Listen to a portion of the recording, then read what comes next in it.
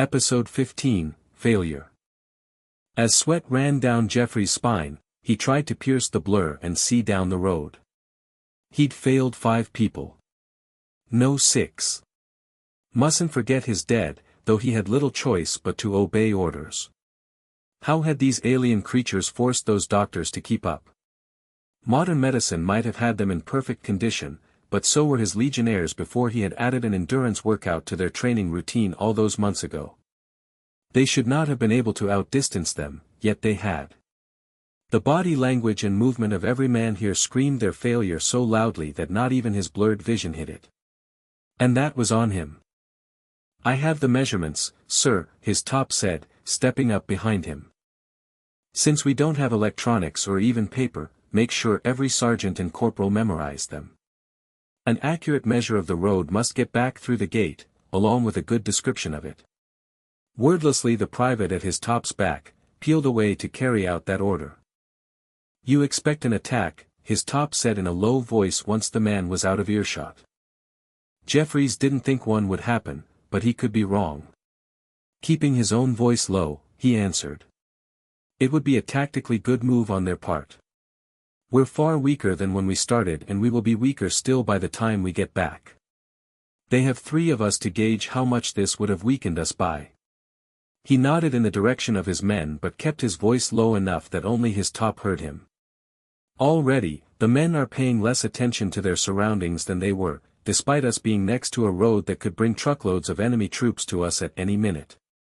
If they can build a road, they can build things to use it.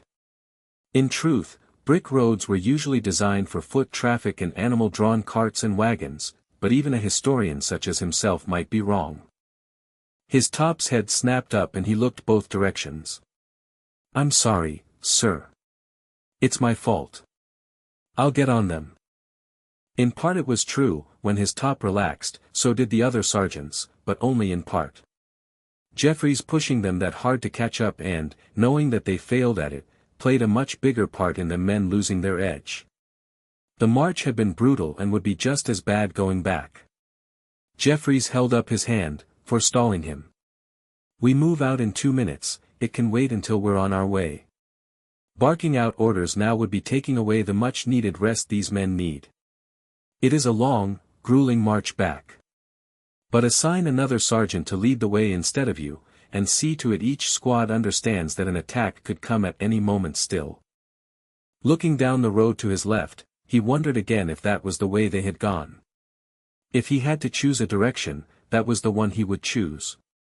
Watching what men he could see, it looked as if most thought so, too.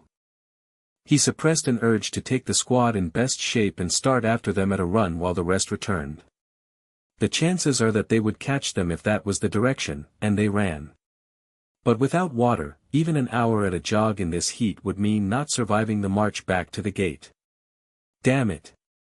His top, guessing his thoughts, whispered just behind him, "We'll get them back, sir." The faces of the 4 missing people flashed before him. He could not shake the feeling that he would never see any of them again, and it would haunt him for the rest of his life. "Fall in," his top yelled out, turning away and moving back to where their trail hit the road. Jeffries began inspecting the troops as they all got back in line for the march. Getting every remaining man back alive now took priority and would be hard enough.